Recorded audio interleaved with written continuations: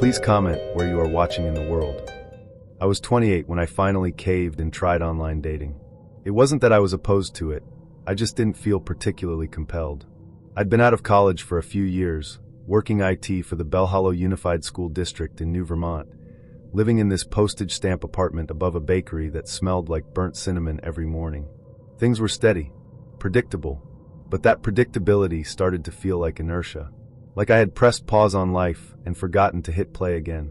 One Thursday night, after falling down yet another video rabbit hole about modular synths and raccoon rescue videos, I opened a tab and typed in the words, "Okay match." It felt impulsive, but something about the quiet that night made me itchy with possibility. I made a profile. The first few days were dry. I messaged a few people, got a couple of replies, but nothing stuck.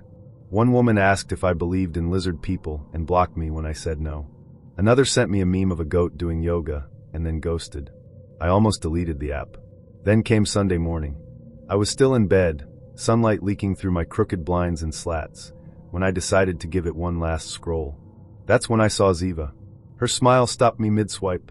It wasn't teeth showing or overly posed, just this sideways grin like she was in on some joke the rest of us hadn't heard yet.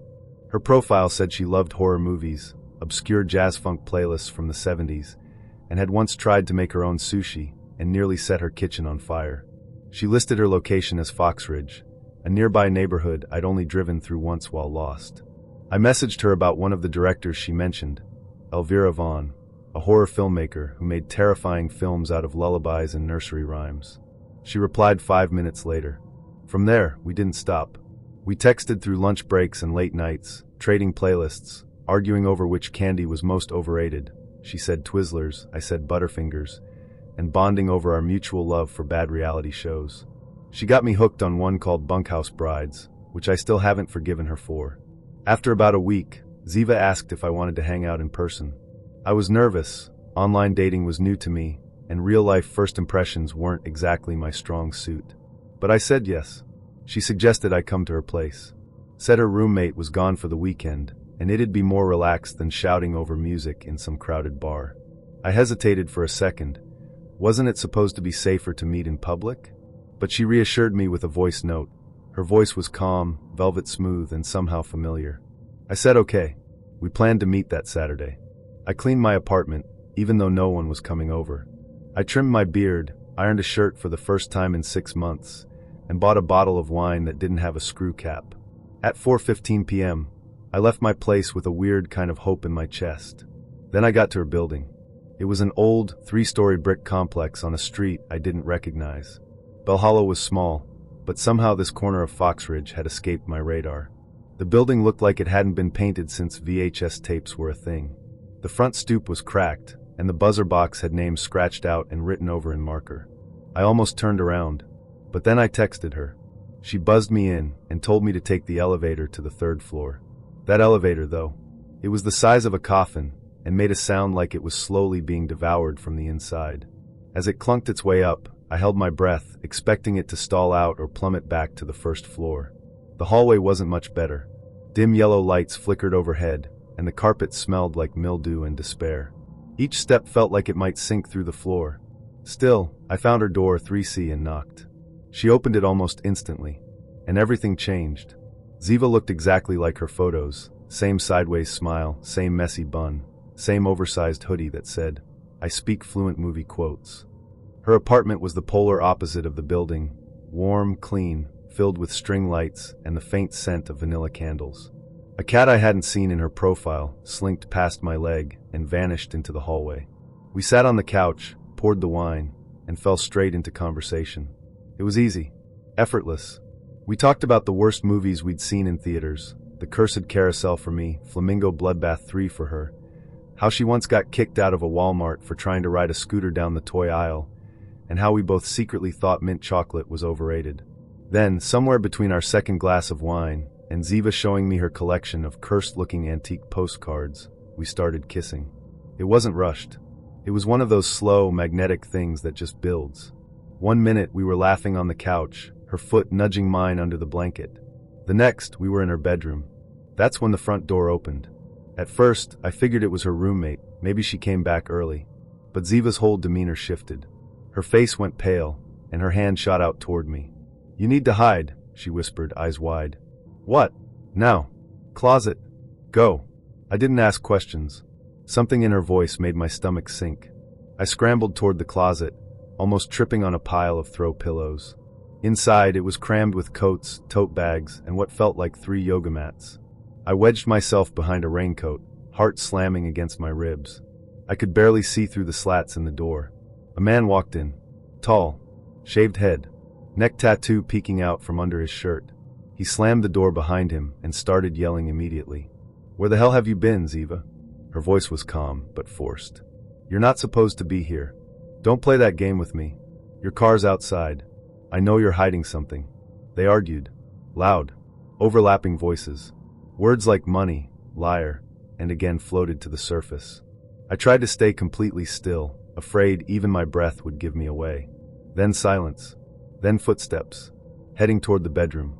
I held my breath. My shirt was still inside out. My jeans were unbuttoned. My shoe was somewhere in the living room. I heard the man say, "I need to piss," and the sound of a door closing down the hall. I took my chance. I eased the closet open, inch by inch, until I could slip out. Ziva stood frozen by the window, her eyes locked onto mine. I didn't say a word. I tiptoed across the carpet, grabbed my phone and jacket from the edge of the bed, and crept toward the door. Then he came back. We locked eyes. He blinked. Took one step forward. "Who the hell are you?" I blurted out. I didn't know. I didn't know she had someone, I swear. I thought she was. His fists clenched. His breathing got louder. But he didn't swing. I bolted. One shoe on, the other forgotten, I sprinted into the hallway. I pressed the elevator button 3 times, praying it would come faster than it ever had in its life. He followed. Not running, but fast. "Get back here," he shouted. "You think you can just walk into my place?" I kept my hands up, trying not to provoke him. "Man, I don't want trouble." He shoved me. Not hard. Just enough to slam me into the wall. My head hit a framed photo I didn't even see. Then ding. The elevator opened like a curtain call. I ducked in, hit the ground floor button, and stared at him until the doors shut. He just stood there, watching. I was 22 and deep in a dating drought that had lasted longer than I'd like to admit. After a brutal breakup and months spent buried in class projects, I'd basically lost touch with the concept of romance. My roommate Blythe kept insisting I try dating apps again, said it wasn't as sketchy as it used to be, and besides, she'd met her boyfriend on one. "You're acting like it's Craigslist in 2010, she said while handing me a glass of boxed red wine one night. "Just make a profile. You're cute. You've got good taste in memes. You'll be fine." After a little more wine and a lot of peer pressure, I gave in. We sat on our creaky living room futon in Dune Bend, Arizona, uploading a few half-decent selfies and rewriting my entire bio because apparently I like fonts wasn't compelling. Blythe added a line about my love for indie horror and my irrational fear of mannequins. A few days passed with the usual nonsense, guys holding fish, gym mirror selfies, bios that were either 1 word or 5 paragraphs of red flag material. Then, one night after class, a guy named Emmerich messaged me. His profile said he played bass in a local band and worked part-time at a weird little collectibles shop near downtown. His pictures were low-key, one with a dog, one at a concert, one where he was holding a pumpkin the size of a toddler. He looked approachable, slightly nerdy but confident. He mentioned obscure horror films in his messages and even recommended a few I hadn't heard of. I liked that. We messaged for about 2 weeks. Nothing too personal, mostly about movies, music, and random thoughts. He wasn't flirty in a pushy way, and I appreciated that. Eventually, he asked if I wanted to hang out. Nothing fancy, just cooking dinner and watching a movie at his place. I hesitated. First time meeting someone? At his apartment? I asked Blythe. She rolled her eyes. It's not 1997. Everyone does this now. You've been talking for weeks, right? Besides, it's Dune Bend. If he tried anything, you could throw a cactus at him and run. I wanted to say no. My gut didn't scream danger, but it did whisper, maybe not ideal. Still, I'd been out of the scene for so long I figured I was overthinking. I said yes. That Friday, I drove to his place, a small, 2-story building near the edge of town. He was waiting outside when I pulled up, wearing a faded Misfits shirt and jeans. He gave me this awkward side hug that barely touched my shoulder. "Sorry," he said, grinning. I don't know how to greet people anymore. Same, I replied. We went inside. His place was fine. Not dirty, but not clean. A few laundry piles on a chair, a half-finished jigsaw puzzle on the dining table, and a faint smell of incense and old pizza. I expected to see cooking stuff out, but instead, there were takeout containers already laid out on the counter. "Pad see you," he offered with a shrug. Didn't feel like burning the kitchen down. That threw me off a bit. He talked a big game about his cooking skills, but I wasn't going to nitpick. We sat and ate while making small talk. It didn't flow easily. It wasn't bad, just stiff. Like we were both trying to make a first impression, but couldn't figure out what that meant. After dinner, he suggested we crash on the couch and put on a movie. He picked something obscure and low budget, an indie horror film shot in black and white with 0 recognizable actors. I wasn't exactly in the mood for gore and jump scares, but I didn't want to seem picky. So I went along with it. About 30 minutes in, something shifted. Emmerich started doing this slow, subtle lean toward me. His arm brushed mine. Then his hand found my shoulder. A little while later, it was on my hip, like we were in a scene from a rom-com, but without the romance part. I focused on the screen, hoping he'd take the hint. I adjusted the pillow, scooted a few inches to the right. He scooted with me. Then came the whispering. "Are you scared?" he asked, his voice too close to my ear. I gave a tight-lipped smile. "Not really. I'd protect you," he said. If this was real. It wasn't playful. It wasn't cute. It felt like he was rehearsing something, reading a script he thought would make me melt. It didn't. Then out of nowhere, he reached over and ran his fingers through my hair. Slowly, like he was petting a cat. "Wow," he murmured. "Didn't expect it to be this soft." My stomach flipped. I sat up straighter, pretending to stretch. "I need to use the bathroom," I said quickly. He nodded, eyes still on me like I was a puzzle he hadn't solved yet. In the bathroom, I closed the door, locked it, and pulled out my phone. My hands were shaking. I texted Blythe. "This dude is creeping me out." She replied seconds later. "Leave. Now." I took a deep breath, splashed cold water on my face, and psyched myself up. I wasn't going to sit through another hour of whisper horror and hair stroking. I walked back out. He was still on the couch, now leaning back with his arms stretched across the cushions like he was waiting for me to return to my spot. "I totally forgot I have an early shift tomorrow," I said, grabbing my bag. "I should head out." His face shifted. Not angry. Just off. Like I'd broken some unspoken rule. "You sure?" he asked. "We just started the movie." "Yeah," I replied. "I've got a project due, and I don't want to half-ass it." He stood up fast. Too fast. Then he stepped between me and the door. For half a second, I froze. My stomach dropped. "I can walk you out," he said. I nodded, keeping calm. "Cool." He didn't move.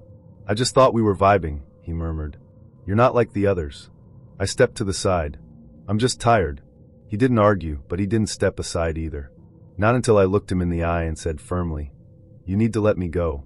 After a beat, he shifted to the side. Barely. I slipped on my shoes, one of them barely stayed on, and opened the door. As I stepped out, I could feel him watching me. I walked fast down the hallway, resisting the urge to sprint. Once I reached the street, I crossed to the opposite sidewalk and stood under the nearest streetlight. I didn't want to wait in the shadows. My Uber pulled up a few minutes later, and I dove into the back seat like I was escaping a heist. The ride home was a blur of adrenaline and nausea. I couldn't stop replaying the movie scene in my head, his hand on my hip, the whisper, the fingers in my hair. I didn't go on another date for 6 months after that. And when I did, I set one rule.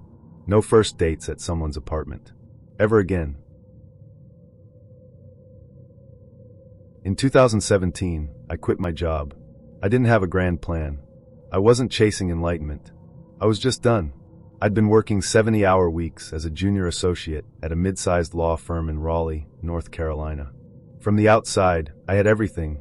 A fast-track career, tailored suits, a view from the 19th floor. But inside, I was brittle. I'd lie awake at night wondering if the rest of my life was going to be this gray. So I resigned. I had a modest savings cushion, no dependents, and a persistent ache to be somewhere, anywhere, else.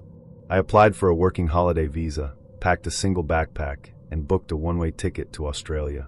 For the first 8 months, I roamed the coastlines, worked odd jobs, vineyards, whale tours, hostel front desks, and relearned how to breathe. When the days started to blend, and the faces at the bar all told the same stories, I knew it was time for a change of scenery. That's how I ended up in Krinawa, a chaotic, humid, neon-drenched corner of Thailand.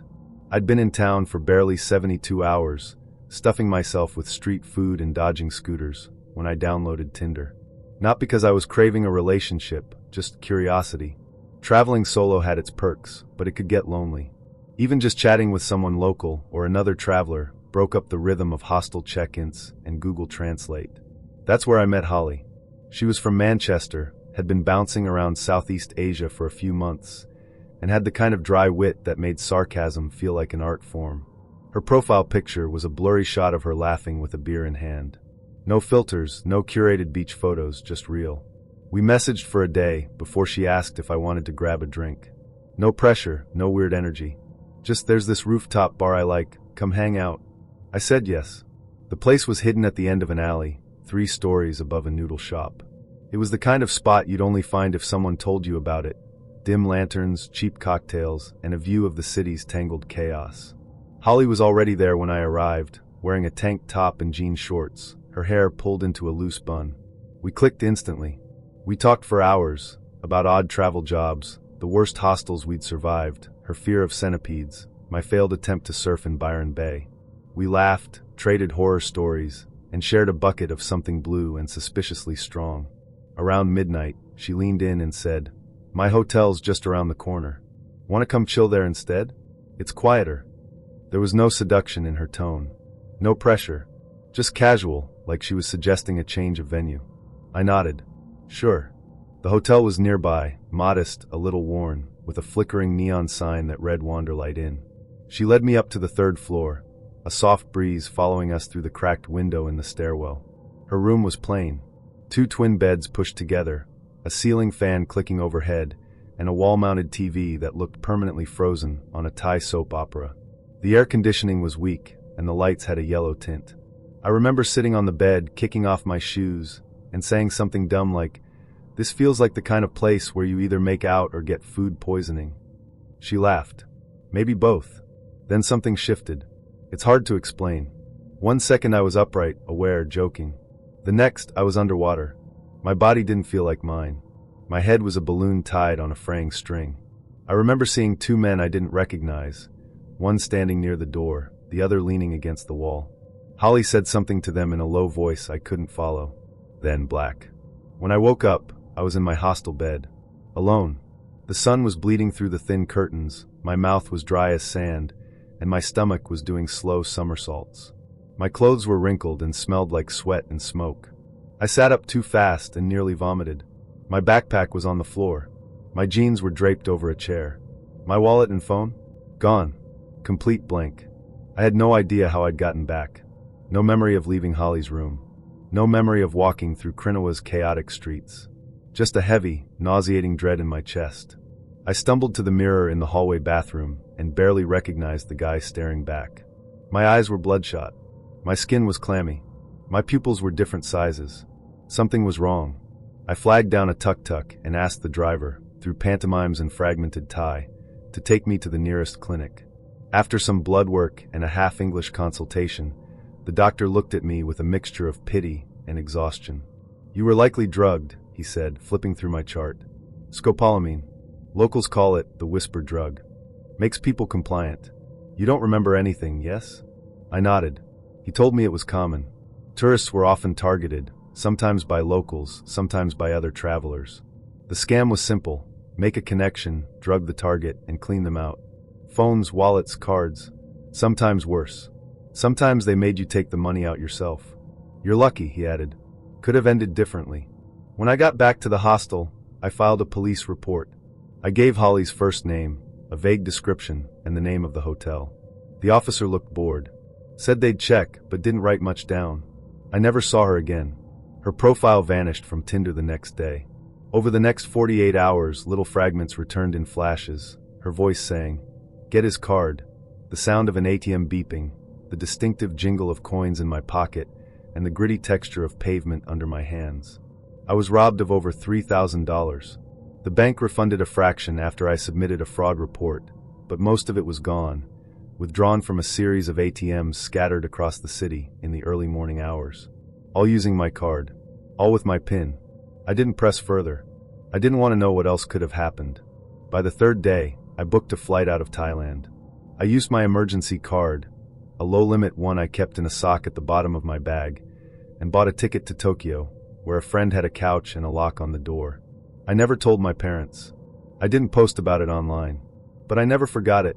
Not the flicker of lanterns on the rooftop bar. Not the weightlessness of losing control. And certainly not the moment I realized the friendly, sarcastic girl with the crooked smile had never really been there to meet me. I was a mark. A walking ATM with a passport. A story she's probably told and retold, maybe even laughed about. And me? I left Krinawa with one less phone, one less wallet, and a version of myself that felt permanently cracked. When I started college at Marlow University, I didn't know a single soul. The town was small but dense, a patchwork of coffee shops, foggy hills, and too many pine trees. I came from a flat, sun-bleached suburb in Nevada, where the loudest thing at night was the sound of sprinklers. Marlow was different. It felt older, quieter, like it had secrets. I figured college would be my restart button. New people, new city, no reputation to carry around. For the first few weeks, I kept to myself, sketching between classes and eating in the back corner of the dining hall. Then I met Mira, my roommate, a whirlwind of energy and unsolicited advice. She had this way of making friends in line for coffee or during fire drills. One afternoon, she dragged me to a study group that was more socializing than studying. That's where I met Calver. He was tall, polite, and carried an actual briefcase, which was either iconic or ridiculous. He asked questions during the session, made a few bad puns, and laughed at himself before anyone else could. I didn't think much of it at the time. Later, Mira nudged me. He kept looking at you. Okay, I said, sipping my drink. You two should totally get coffee. I rolled my eyes, but the seed was planted. A few days later, Calver approached me after class. Hey, he said, holding his phone like a peace offering. You know a good cafe around here? I did. There was a tiny place off campus with mismatched chairs and lo-fi music playing around the clock. We agreed to meet there that Saturday. It was fine. Not electric. Not terrible. Just fine. He talked a lot. About his marketing classes, his side hustle flipping sneakers, how he once tried to start a podcast about cereal but gave up after episode 3. He was harmless, if a little self-absorbed. When I tried to share things about myself, my art minor, my weird obsession with abandoned buildings, he nodded politely but didn't ask much. After an hour, I said I needed to get back to work. He nodded and walked me to the door. At the entrance, he leaned in. I backed up slightly, offering a small smile. I like to take things slow, I said. His eyebrows knit together, but he nodded. Of course. Yeah, totally. He didn't seem angry. Just surprised. Like he hadn't considered the possibility. That night, he texted me 5 times. Had fun today, smiley face. Hope I didn't talk too much, lol. You're really interesting, by the way. Did I say something wrong? Just want to make sure we're good. I replied once. All good. Just tired. Thanks again. I didn't respond to the rest. The next morning, I woke up to 12 missed calls. All between 2 and 4 a.m. There were voicemails too. The first one was quiet. Him repeating my name over and over, like he was trying to conjure me. The second was rambling. I thought we had something. I don't get it. I just want to talk. The third was just breathing. Heavy, uneven, like he'd been crying or running. The fourth was almost normal. Sorry. I got in my head. Please call me back. I didn't. Instead, I told Mira. Her face went pale. That's not normal. No, I agreed. She promised to keep an eye out. For the next few days, I changed my routine. I avoided the cafe. Took longer routes to class. But Marlow's campus was small, and avoiding someone was harder than it sounded. I started seeing him everywhere. He'd be standing across the quad, watching. He'd be in the back of the lecture hall.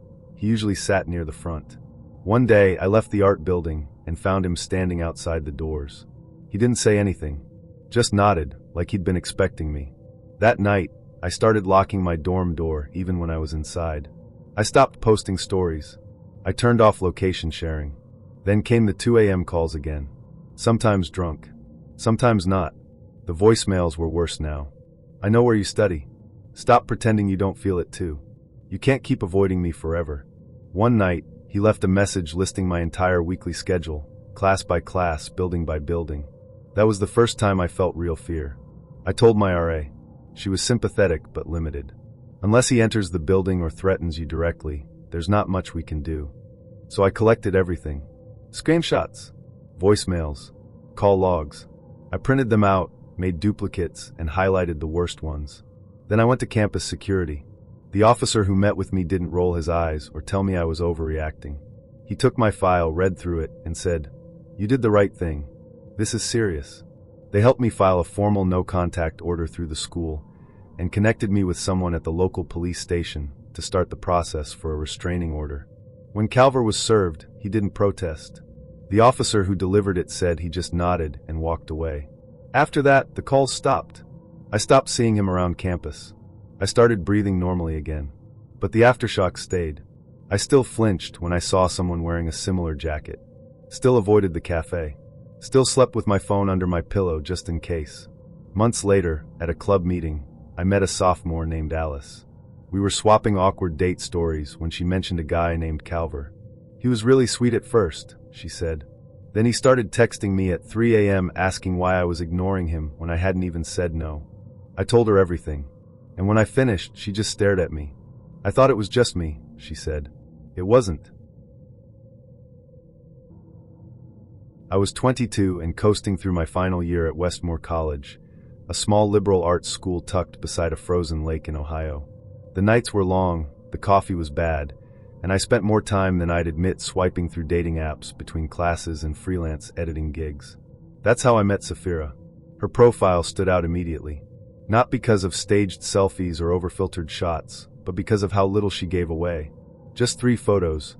One of her leaning against a classic car at sunset, one close-up where half her face was hidden behind a scarf, and one in a sleek black coat with snowy woods behind her.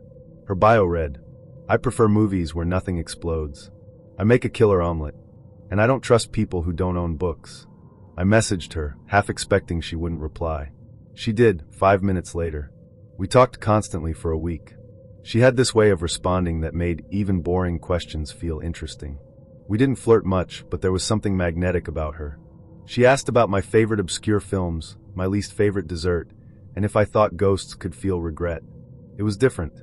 After a few days, she invited me over to watch a movie at her place. "I live just outside of town," she said. "Parents are away for the weekend. I figured we could skip the awkward coffee shop vibe." I hesitated. Meeting someone at their house for a first date wasn't my usual move. But she'd been easy to talk to, never once made me feel weird, and there was something about the way she phrased things, calm, casual, no pressure. So I said yes. She offered to pick me up. I didn't have a car on campus, and she said it wasn't far. At 9 p.m. on a Friday, she pulled up in a sleek black BMW that looked like it belonged to someone older, richer, or both. The inside smelled faintly of leather and clove. She was wearing dark jeans, a hoodie, and had her hair tied back. She drove like someone who didn't need GPS. Her house, if you could even call it that, was more like a modern estate. Tall hedges, iron gates, and a stone path that led to wide double doors. Warm lights glowed from inside. It looked like something from a magazine. "Wow," I said as we pulled into the driveway. Safira smiled. "It's just a house." Inside, everything was immaculate. The kitchen gleamed. The wood floors were polished. A fireplace flickered in the living room, and soft music played from hidden speakers. She guided me through the space like it was routine. I asked if she lived there alone. "My parents travel a lot," she said, pouring wine into 2 glasses. "They'd lose it if they knew I invited someone over." We sat on the couch, put on a film I didn't recognize, and started talking. She asked about my senior thesis, laughed when I admitted I still hadn't picked a topic, and told me about her childhood dog who once got banned from a dog park for trying to steal sandwiches. As the movie played, we drifted closer together. Eventually we kissed. It was easy, comfortable. I felt relaxed in a way I hadn't in months. We moved upstairs. Her bedroom had a wall of books, soft lighting, and a massive window that overlooked the yard. It felt like a carefully curated sanctuary. Around 4 a.m., I woke up alone in the bed. I figured she was in the bathroom, but after 10 minutes, I got up and peeked into the hallway. It was quiet, dim. I couldn't hear water running. Then I heard the front door open, followed by the sound of keys. I froze. Footsteps echoed up the staircase. Heavy, measured. A man's voice called out, sharp and irritated.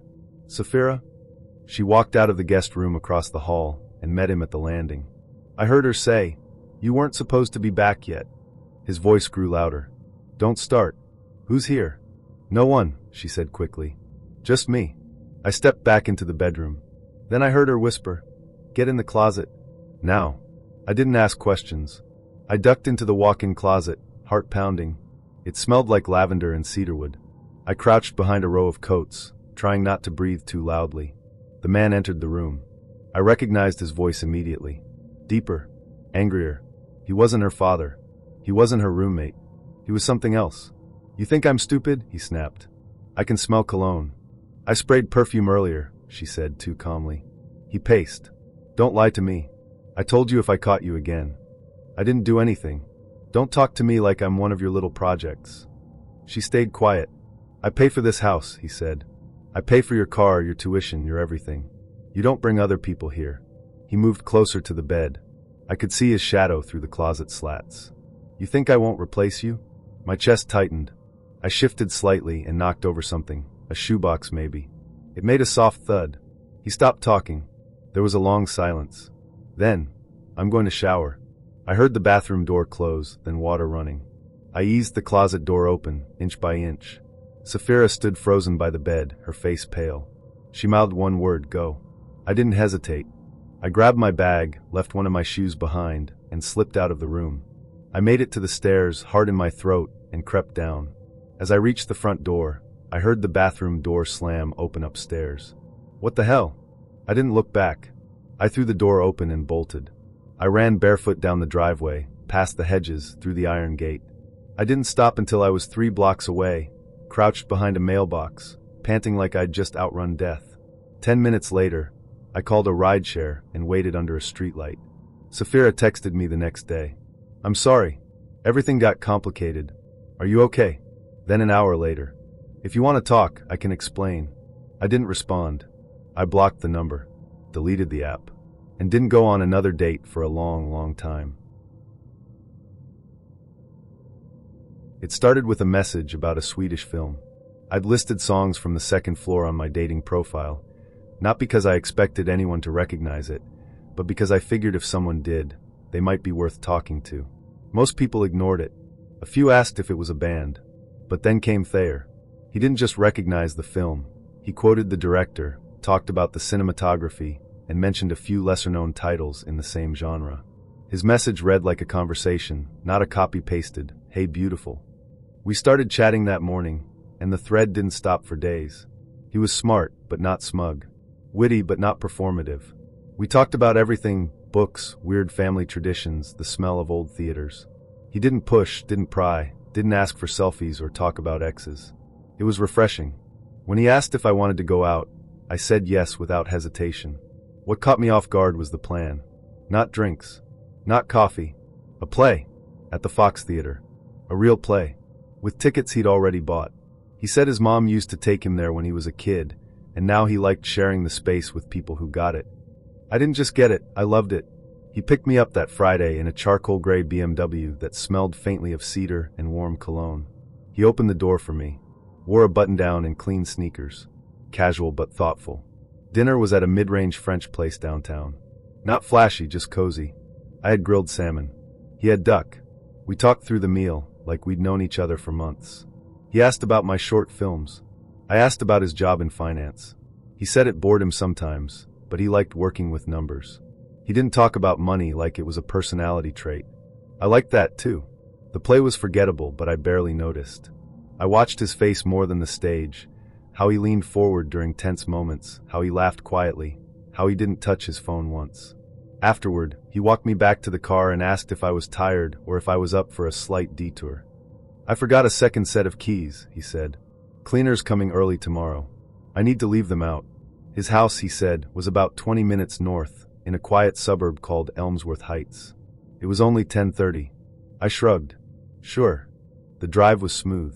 He played soft classical music, kept the windows cracked just slightly, and asked about my favorite opening scenes in cinema. I told him about one from a film no one else had seen, and he actually knew it. I remember thinking, this might actually be something. Then we turned into the neighborhood. It was pristine. Wide streets, dense trees, houses spaced far apart like they were trying not to be nosy. The kind of place where every lawn looked professionally maintained and every porch had matching lanterns. As we pulled into his driveway, I noticed several cars parked along the curb. "Huh," I said. "You said your cleaner was coming tomorrow?" He laughed. "Oh, that? Yeah. It's just my family. Nothing major. They'll be thrilled to meet you." Before I could ask what that meant, the front door opened and a woman stepped out with her arms extended. "There she is," she said, beaming. "We've been waiting." I blinked. She pulled me into a hug before I could react. Perfume and hairspray, pearls and a smile that didn't quite reach her eyes. Inside, the house was full. People were everywhere, spread out across the living room, standing in clusters in the kitchen. At least a dozen of them. Some raised glasses. Someone whistled. A banner hung above the dining room that said, "Welcome to the family." I turned to Thayer. He just smiled. Surprise. I stood there, coat halfway off, bag still on my shoulder. Someone handed me a glass of wine. Thayer's mother guided me to the couch. "We've heard so much about you," she said. "You're even lovelier in person." I tried to laugh. "I think there's been a misunderstanding. This is our first date." "Oh, don't be modest," she said. "We know it's special. You don't have to pretend." Thayer sat beside me, hand resting lightly on my knee. His aunt sat on the other side. "Here's the cake I made for my sister's wedding," she said, flipping through photos on her phone. "But I can do any style you like." I looked at Thayer again. He was sipping his wine, calm as ever. No panic. No confusion. Like this was exactly how he planned it. I tried to stand. "Actually, I should probably be heading out." His mom touched my shoulder. "Stay for dinner. You haven't even tried the roast." I looked toward the door. Thayer's father was now standing in front of it, arms crossed. "You're overwhelmed," he said. "That's normal. But you don't need to be." Thayer leaned in. "I told them you were different," he said.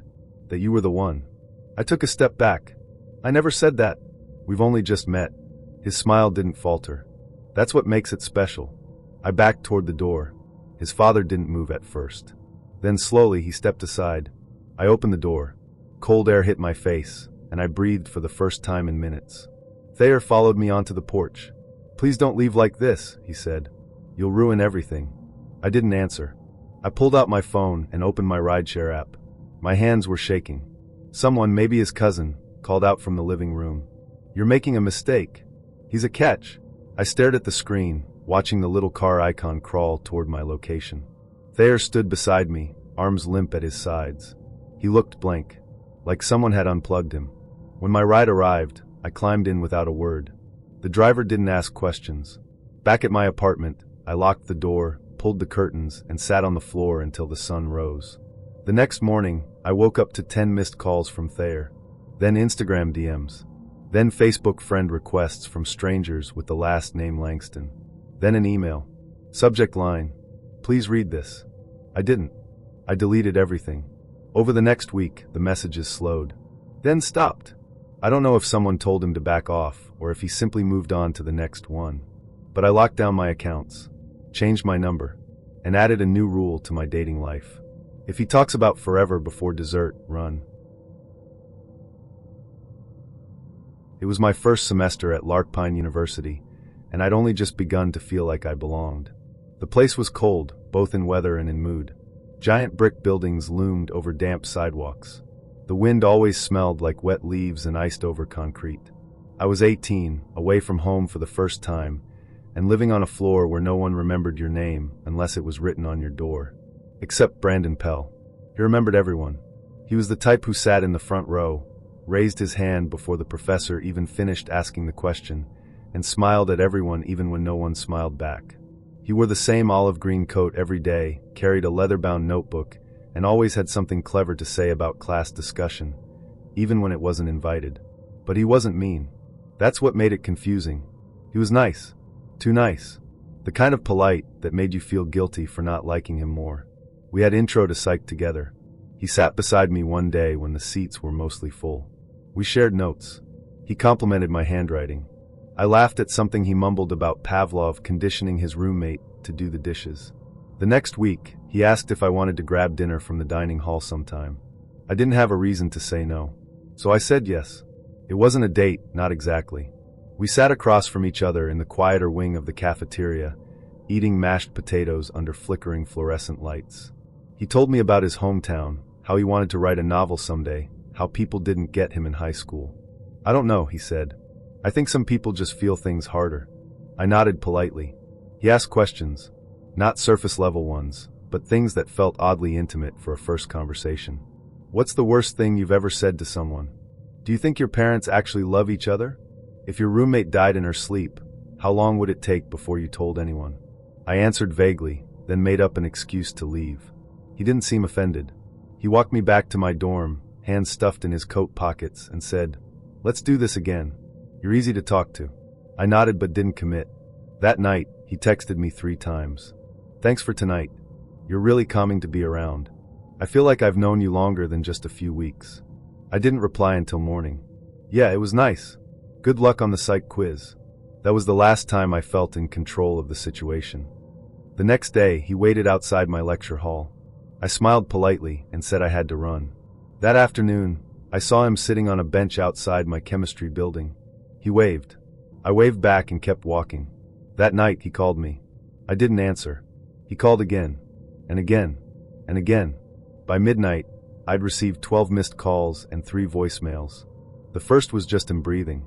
The second was him laughing awkwardly, saying, "I don't know why I'm calling. Just felt like I should." The third was darker. "Why are you pretending like I don't exist? I thought we were past this surface level sh*t.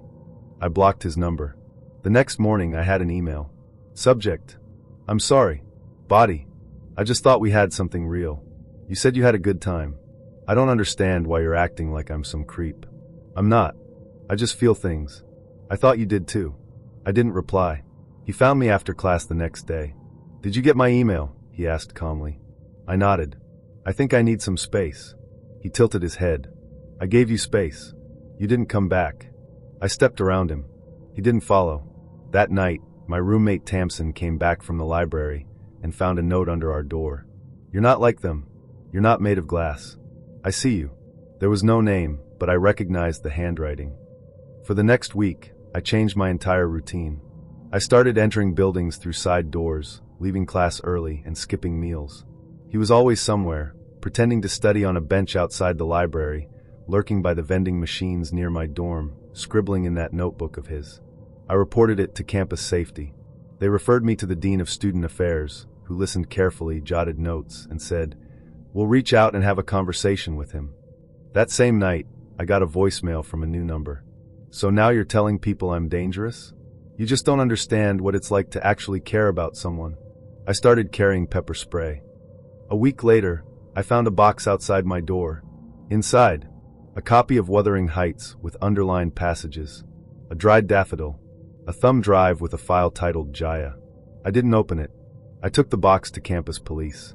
They finally issued a no-contact order. That stopped the notes, but not the looks. He still stared from across the quad. Still showed up to class, even though he dropped psych weeks ago. I started seeing a campus therapist. I deleted all my social media. I stopped wearing the yellow jacket he once said he liked. And slowly, painfully, the messages stopped. Months later, I was in a coffee shop off campus when a girl sat beside me and asked, "Are you Jaya?" I hesitated. "Yes." She nodded. "I'm Marin. I dated Brandon last year." I blinked. "Oh." She pulled out her phone and showed me screenshots. Voicemails. Photos of the same box I'd received. "He does this," she said. "He builds a story in his head. You become a character. And when you don't play the part, he breaks." We talked for an hour. Compared timelines. Patterns. He'd been doing this since high school. I left the coffee shop both shaken and relieved. It wasn't just me, but it had still been me. And that made all the difference. I was in a post-breakup haze when I re-downloaded the dating app. It had been 3 months since my last relationship ended. Quietly, without drama, just 2 people slowly drifting into different orbits. After weeks of radio silence from my inbox, I caved during a rainy Saturday afternoon and reactivated my profile. The first few matches were what you'd expect. Blurry selfies, bios full of emojis, one guy who claimed to be a dog spiritualist. But then I matched with Devin. He looked normal. Not boring normal, but clean normal. Clear photos, a short but clever bio, recovering overthinker. Ask me about buried treasure. No, really. and a smile that didn't feel forced. He said he was a freelance entrepreneur, which raised a small red flag in my head, but I chose to ignore it. Our messages were light and fun. He joked about his inability to cook rice properly. I told him I once microwaved a fork and nearly set my dorm on fire. He asked what I did for work, and I explained I was a freelance illustrator. He said he dabbled in online markets and digital asset flipping. I didn't ask for details. Honestly, I didn't care. After a few days of messaging, he invited me to grab coffee. Nothing fancy, he said. There's a place in Waverly I like, low-key, good music, better croissants than they have any right to be. I agreed. The cafe was called Bean and Bell, tucked between a record shop and a plant store that only sold succulents and ceramic animals. It was raining that day, of course. It always rains in Waverly, but the cafe was warm and smelled like cinnamon and wet books. I arrived first, ordered a chai latte, and found a seat by the window. Devin arrived 6 minutes later, looking exactly like his pictures, tall, dark jacket, slightly damp hair, and a messenger bag slung across his chest. He greeted me with a smile that felt practiced but not insincere. We started talking. At first, it was pleasant. He asked about my work. I showed him a few sketches on my phone. He laughed at the one of a cat dressed like a medieval knight and said, "You could totally sell these as NFTs." I cringed internally but smiled. Then he started checking his phone. A lot. Every few minutes, he'd glance down, tap something, frown, then look back up and smile like nothing happened. It wasn't rude, exactly, but it was obvious he was distracted. "Sorry," he said at one point. "Just running a deal. It's time sensitive." I nodded, even though I had no idea what he meant. He launched into a monologue about digital arbitrage and how cash flow velocity is everything. I sipped my chai and nodded along, trying to follow terms like token ladders, microtransfers, and leverage stacking. Then came the moment I'll never forget. I was midway through a croissant bite when the front door slammed open. 2 men in plain clothes and tactical vests walked in. There was a split second where no one moved. Then one of them pointed directly at Devin. "Devin Caraway? Hands where we can see them." The cafe froze. My fork clattered onto the plate. Devin didn't say a word. He stood slowly, hands raised, face drained of color. "Is this a joke?" I asked, half laughing, half panicking. The taller agent turned to me. "Ma'am, are you with him?" This is our first date?" He nodded, not kindly. "You should step aside." They cuffed Devin right there, between the pastry display and the oat milk station. He didn't resist. Didn't make eye contact. Just stared straight ahead. I stood there, stunned, a crooked croissant on my plate and my heart galloping. The agents walked him out through the rain. One of them stayed behind to speak with the barista, who was already dialing someone on the phone. I sat down slowly, trying to rewind what just happened. The agent returned and crouched beside my table. "You okay?" I nodded too fast. "Do you know what he does?" "Something with digital assets." He sighed. "That's one way to put it." Apparently, Devin was part of a multi-state fraud investigation. Credit card skimming, identity theft, cryptocurrency laundering. The list was long and weirdly technical. They'd been tracking him for weeks. The cafe stop had been a last-minute opportunity. "Don't worry," the agent added. "You're not a suspect. Just in the wrong place at the wrong time." "Story of my life," I muttered. He gave me a card, told me to call if I remembered anything strange, then left. I finished my chai in silence. Back home, I deleted the app. For 3 weeks. Then, in a moment of curiosity and questionable judgment, I reinstalled it. One of my first matches? A guy named Jerome, age 34. His profile pic? Him on a tandem bike with his mother. I deleted the app again. For good this time. I had been in Santa Lucia del Mar for just under 2 weeks when I met her. It was the kind of town that seemed to rise up from the ocean itself. Bright stucco walls, tangled vines curling through the wrought iron balconies, an air so heavy with humidity it felt like it pressed against your skin. I was traveling alone, something I'd done often over the years, and I'd grown comfortable in the quiet rhythm of solo movement. Mornings at the cafe with my camera, afternoons wandering markets, evenings spent sorting photos in whatever cheap guest house I'd found. That kind of solitude can be beautiful, until it starts to feel like you're vanishing. So when Valentina approached me in a gallery shop, asked in soft English if I was the one taking pictures of the fisherman earlier that morning, I was surprised by how quickly I said yes. She was magnetic in the way certain people just are. her voice low and musical, her eyes too direct to ignore. She wore a paint-smeared apron and a silver necklace shaped like a crescent moon. She asked if I wanted to see the mural she was finishing. I followed her without hesitation. Her art was brilliant, colored in with chaos and grace. We talked for a while, mostly in English, sometimes switching to my limited Spanish. She told me she painted at night when the streets emptied out and the air cooled. I told her I took pictures of people when they weren't looking, but never of their faces. She laughed. Then you're stealing ghosts. That night, she invited me to meet her for drinks. She said there was a rooftop bar near the cathedral where the breeze made the heat bearable. I said yes. I arrived at 8:15. She was already there, bare shoulders, green dress, sandals that looked older than I was. She greeted me with a kiss on each cheek. We sat in a corner under strings of glowing lights. A jazz trio played somewhere below us, and the ocean murmured in the distance. She ordered 2 drinks without asking. I didn't mind. They arrived in clay tumblers, sweating in the heat. To the ghosts, she said. We clinked glasses. I took 1 sip, maybe 2, and then time began to unravel. The first thing I noticed was my hands. They didn't feel like mine.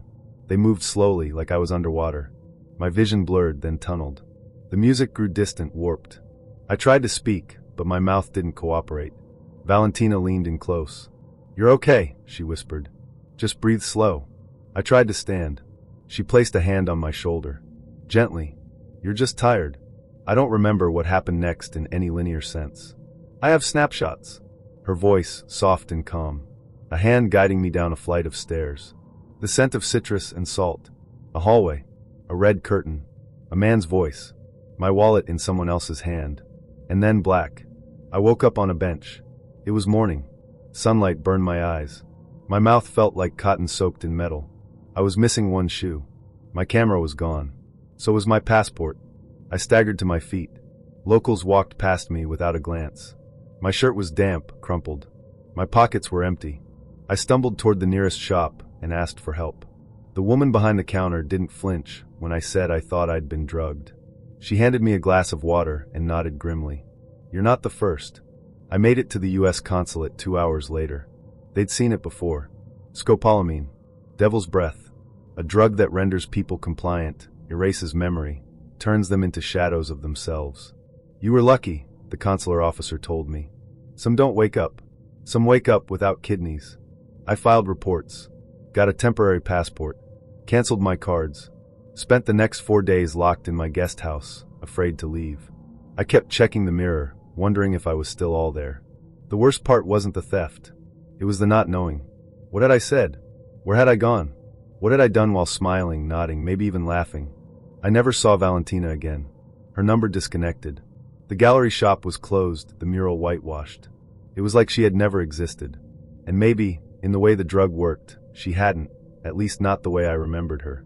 Maybe she was just a story I had been asked to believe while someone else emptied my life in the background. I still have a photo of her. 1 single shot, taken from across the bar, just before I sipped the drink. She's not looking at me. She's looking past me. And in that moment, I realized she wasn't part of my story at all. I was just part of hers. My first semester at North Point University felt like a series of small choices stacked on top of each other until they resembled a life. I was 19, freshly out of the desert heat of New Mexico, and adjusting to the sharp cold of Montana like an animal out of place. I spent most of my time wrapped in oversized sweaters, nursing cups of tea I never finished, and studying phonetics like it could somehow protect me from homesickness. I didn't date much in high school. I was the quiet one, too sharp-edged for the jocks, too straight-laced for the artists. So when I got to college, I decided I'd try to say yes more. That's how I ended up agreeing to drinks with Kellen. We met through a group project for Intro to Communications. He was friendly in a way that felt practiced, wide smiles, just the right amount of self-deprecation, the kind of guy who always had a branded water bottle and a perfect haircut. He wore Patagonia fleece like it was a second skin and always smelled faintly of vanilla and cedar. He wasn't exactly my type, but he was persistent. After the project wrapped, he texted me. We made a great team. Want to celebrate with a drink? I hesitated. Told myself it was just a drink. Sure, I replied. Where? My place. I've got good whiskey. Another hesitation. But I'd said I'd be more open. Trust more. Say yes. So I said yes again. Kellen lived in a house off campus with 2 other guys. The kind of place with mismatched furniture and empty beer bottles lined up like trophies above the cabinets. When I arrived, he was alone, wearing a navy sweatshirt and pouring something amber into 2 glasses. I figured we could avoid the bar noise, he said. This stuff's better than anything on tap anyway. I smiled awkwardly and took the glass. We sat on the couch. He put on a record, something jazzy and low. Talked about how he wanted to start a brand someday. Said he hated the idea of working for someone else. Called himself an operator, whatever that meant. I sipped the whiskey slowly. It was stronger than I expected. He poured another before I finished the first. Don't worry, he said. You're safe here. I didn't feel unsafe exactly. Just cornered. I tried to steer the conversation back to school, to books, to anything that wasn't about us. But he kept circling back. You're not like most girls, he said. You think before you talk. I like that. I laughed nervously. Thanks. He moved closer. I shifted away subtly. He noticed. Smiled. You nervous? No, I lied. Just tired. Then stay over, he said. It's late. Roads are icy. It was true. The snow had started falling again, and my dorm was across campus. But something tightened in my chest. I should probably go, I said, setting the glass down.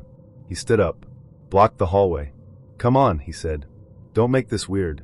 We're just hanging out. I'm not comfortable staying. His face changed just slightly. Not angry. Just colder. You're overthinking this. I tried to move past him. He didn't budge. Relax, he said.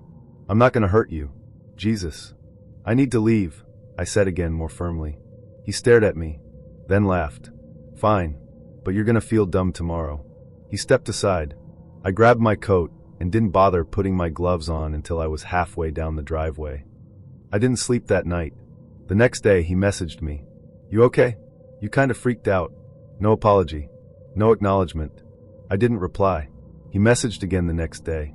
Still thinking about you. Then again. Guess you're not who I thought you were. I blocked him. A week later, I saw him at a party. He looked right through me. Later, I found out from a friend that I wasn't the only one. He liked quiet girls, she said. Ones who don't make a fuss. I started carrying my keys between my fingers when I walked at night. Started declining invitations that involved someone's apartment. Started saying no again.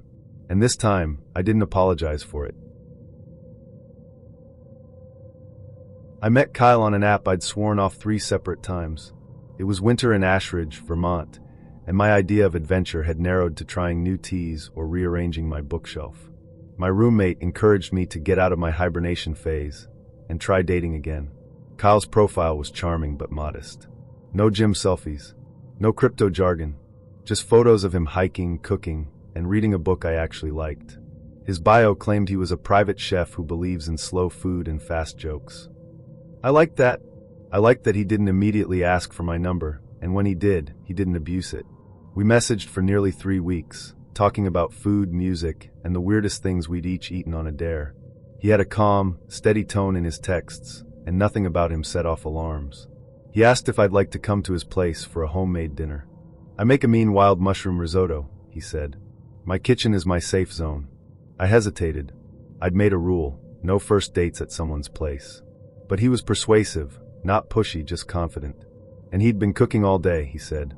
He even sent a photo of a cutting board full of mushrooms and shallots, a bottle of red wine next to it. Reluctantly, I said yes. I'll bring dessert, I offered. Something chocolate. He replied with a smile emoji and a thumbs up. His apartment was in a restored Victorian home at the edge of town. Quiet street, porch light on. It looked inviting, in a New England storybook way. I clutched the dessert box in my chilled fingers and knocked. Kyle answered in a navy button-down and jeans, casual but crisp. He looked like his photos, clean-cut, relaxed, and warm. Welcome, he said, stepping aside. You brought chocolate. You're already my favorite person. I smiled, stepping in.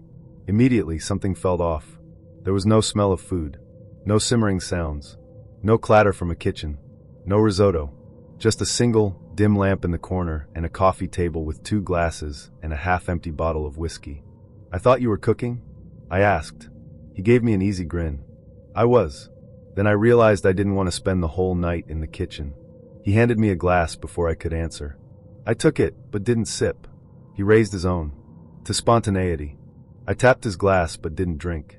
I set mine on the table. "Want a tour?" he asked. He didn't wait for my answer. He led me into the living room.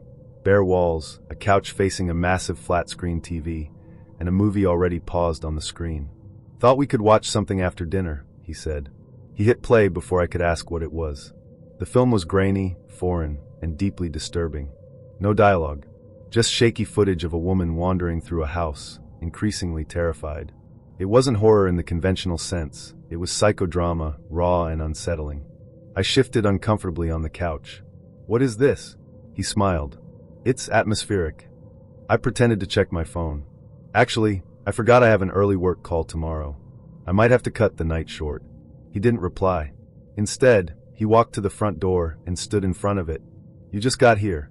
"I know," I said, forcing my voice to stay level. "I wish I could stay longer." He tilted his head. "Is it the movie? Too intense?" "No, You're not one of those people who pretends to be into weird films and then bails, are you?" I stood. "I'm not pretending anything." He stepped closer. "Because that's not cool. You said you wanted to come over. And I did. But I'm ready to leave now." He didn't move. He reached behind him and casually flicked the deadbolt. Click. My pulse surged. "Kyle," I said quietly. "Unlock the door." He looked at me, eyes cool. "You ever think about how trust works?" "What?" "You came here. You trusted me. I trusted you. That means something." He took a step forward. I took one back. "Unlock the door," I said again louder. "I'm not going to hurt you," he said, almost bored now. "You're overreacting." I didn't respond. I scanned the room, keys on the table, my bag by the door. I took a step toward them.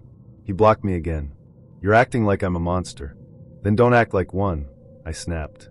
That seemed to rattle him. He laughed once, sharp and joyless. "You know what? Go. You're just like the rest." He unlocked the door with a flick of his wrist and stepped aside. I didn't hesitate. I grabbed my bag, yanked the handle, and staggered into the cold night. I didn't look back.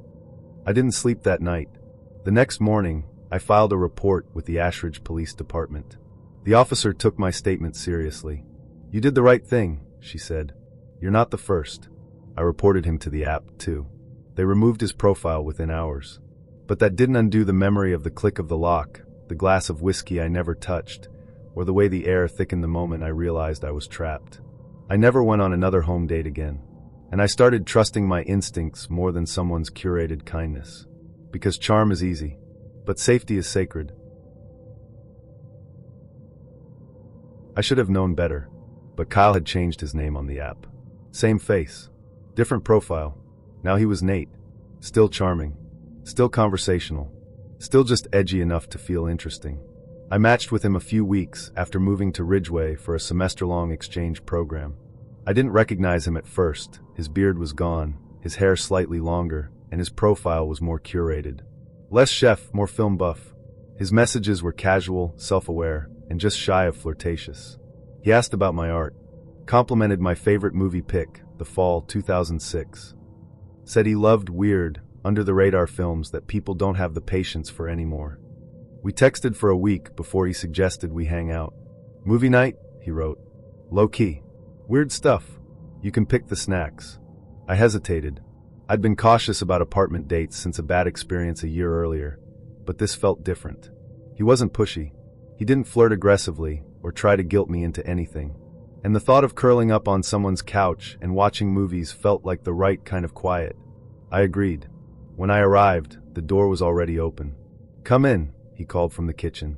The apartment was dimly lit but not uninviting, books stacked in odd places, a record player humming low jazz, and the smell of popcorn hanging in the air. He emerged from the kitchen holding 2 drinks. "Whiskey and ginger," he said. "Unless you want something else?" I took the glass but didn't sip right away. He motioned to the couch. I queued up something wild. "You ever heard of Catalyst?" I hadn't. "It's kind of messed up," he said, grinning, "but in a beautiful way." I didn't know what that meant, but I nodded, and the opening credits rolled. The film was worse than I expected, violent, graphic, and deeply unsettling. Not in a thought-provoking way, but in a way that made my skin crawl. Women screaming, men laughing, scenes that lingered too long on suffering. I shifted uncomfortably. "This is intense," I said, trying to laugh it off. He didn't look away from the screen. It's supposed to be. I set my drink down. I think I'm gonna head out soon. I've got work early tomorrow. He turned to look at me for the first time in half an hour. Already? Yeah, honestly, this movie's a bit much for me. He tilted his head. You're not one of those people who pretends to be into dark stuff and then bails, are you? My stomach dropped. The phrasing, the tone, the smirk. Something clicked. Kyle, I said softly. He blinked. What? That's your name. Not Nate. A pause. Then he smiled. Guess the beard really worked, huh? I stood up. He stayed seated. Relax, he said. You're fine. We're just watching a movie. I'm leaving. I stepped toward the door. He stood too suddenly. You know, he said, voice low, you came here. You sat on my couch. You drank my whiskey. You don't get to act like I dragged you off the street. I never said that. Then why are you looking at me like I'm some villain? Because you lied. He stepped closer. It's not lying. It's reintroducing. I reached for the door handle. He placed his hand over mine. Don't be dramatic, he said. You're not scared. You're just upset you fell for it. I looked him in the eye, then twisted the handle hard. He tried to block me, but I shoved past him with all the force I had. He stumbled backward, not far, but enough. I was out the door before he could say another word. I didn't stop running until I was 2 blocks away. When I got home, I locked myself in my room and called my roommate Harper. She didn't question anything. She just came over, sat with me, and let me cry. The next morning, I filed a police report. When I gave them his address, the officer raised an eyebrow. We've had complaints about that unit. You're not the first. I reported his new profile to the app, too. It was taken down within 48 hours. But that didn't erase the feeling of his hand over mine at the door. The way he smirked when I realized who he was. The way he'd rehearsed his next nightmare like it was a scene from a script. I started seeing a campus therapist. Stopped going on dates. And for a while, I couldn't watch movies without feeling sick. I was 41 and had been a widow for almost 5 years when my best friend sat me down and said, "You're allowed to want something again." I knew what she meant. I'd spent the past half-decade in quiet mourning, teaching art at the local high school, tending to a herb garden that never quite thrived, and going to the same grocery store every Thursday at 4 p.m. because routines were easier than desire. My late husband, Robert, died in a car accident on a slushy back road just past Low River's town line. No one's fault, they told me. Just bad luck and black ice. I never remarried. Never really tried. But I missed touch. I missed closeness. I missed being seen as someone other than the woman who lost Robert. So I downloaded a dating app. Hesitantly. Quietly. I didn't even use my full name. That's where I met Michael. His profile was understated. One photo of him near a lighthouse, another of him holding a coffee mug and a flannel shirt, and a third of him reading beside a fireplace. His bio was brief. Engineer. Widower. Lover of slow mornings and well-made maps. We matched on a Tuesday. He messaged first. Polite, thoughtful. He didn't ask invasive questions, didn't flirt aggressively. He asked about my favorite medium to work in, charcoal and ink, and told me his favorite place in the world was a glacial lake in Iceland he'd once visited alone. It felt easy. We talked for 10 days before meeting. Dinner at a quiet, upscale bistro tucked into the edge of town. He arrived early and stood when I walked in. He was tall, soft-spoken, hands in his lap when he wasn't gesturing. He smelled like cedar and something else I couldn't place. The conversation flowed gently. He asked about my students, told me about a bridge project he'd worked on in Colorado, and complimented my necklace, a small silver pendant I hadn't worn in years. It had been a gift from Robert. "You have a very centered energy," he said at one point, his voice low, like someone who's made peace with grief. I blinked. "That's oddly specific." He smiled. "Forgive me. I read people for a living." By the end of dinner, I felt something I hadn't in years, curiosity.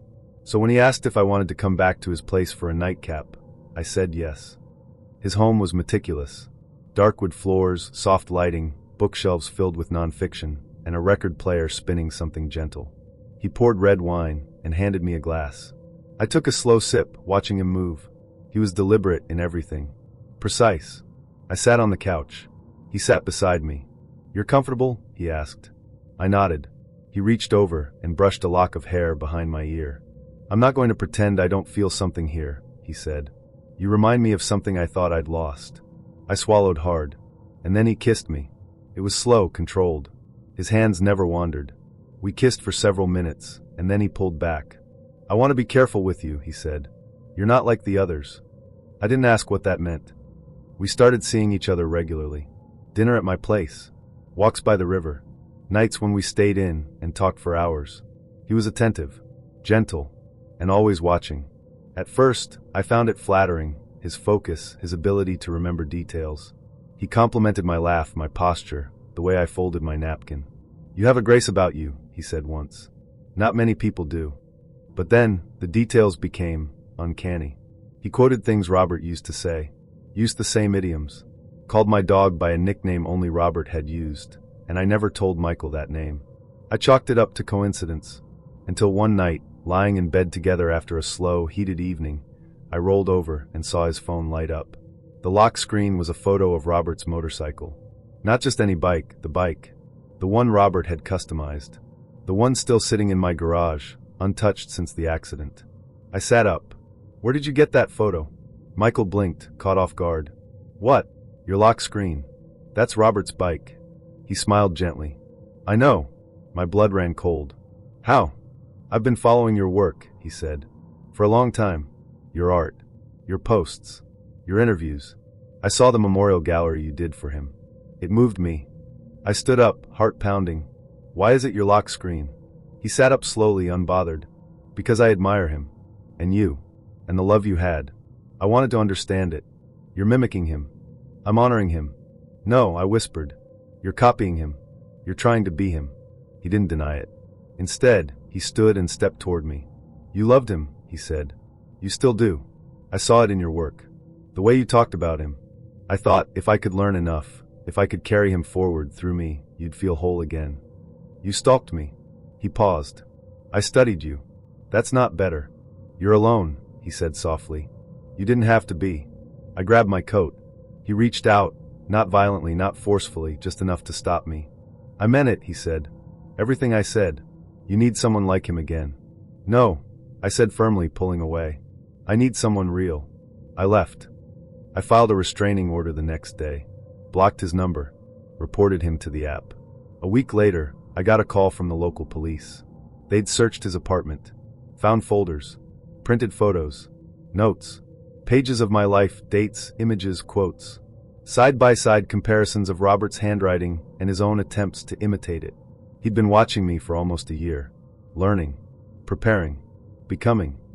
People don't always understand why I waited so long to date again. But I do, because grief is a mirror. And sometimes, when you look into it too long, you stop seeing yourself and start seeing the ghost of someone who wants to replace everything you've lost. It started with the smell. Not a bad smell, exactly, just off. Something sour beneath the surface, like citrus left too long in heat. The kind of scent that doesn't hit you all at once, but creeps in slowly, until your stomach turns before your brain catches up. It hit me the moment I stepped into Mike's apartment. But I didn't say anything. I'd liked him. Or I thought I did. We'd been talking for nearly a month, first through Bumble, then via text, and finally over the phone. He wasn't slick or pushy. He worked long hours as an electrician, had a dog he adored, though I never saw a photo, and seemed refreshingly grounded compared to the tech bros and pseudotherapists I'd met before. His messages were funny, dry and a little self-deprecating. He asked real questions, listened when I talked about the chaos of ER work. He made me laugh in the middle of a 12-hour shift, which isn't easy when you've been covered in blood and vomit by 10 a.m. He didn't rush things. He waited until week 4 to suggest meeting up. His idea, grab a drink and then head back to his place to show off the kitchen he'd just renovated. It's the only part of the place that isn't a disaster, he joked. I should have listened more closely to that part. But I said yes. The bar was fine. Quiet. Low lighting, decent music. We shared a couple of drinks, and I started to relax.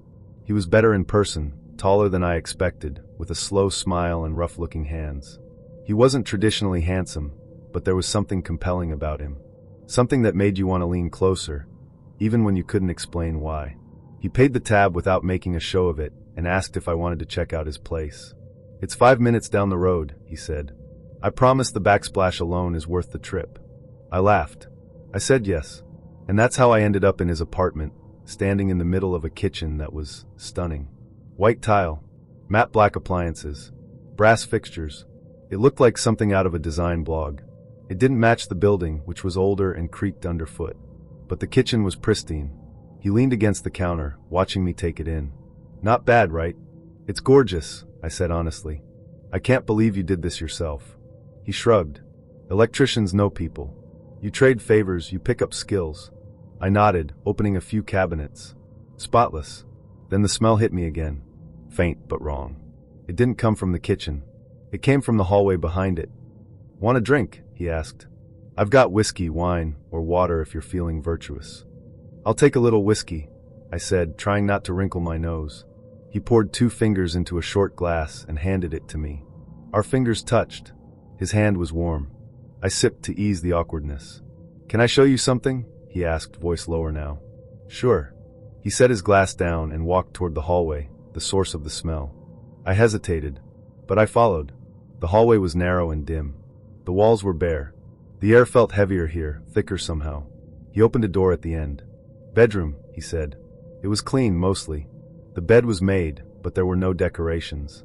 No photos. No books. Just a mattress, a dresser, and a single lamp on the nightstand. He sat on the edge of the bed and patted the spot next to him. I sat, careful not to spill my drink. He leaned in.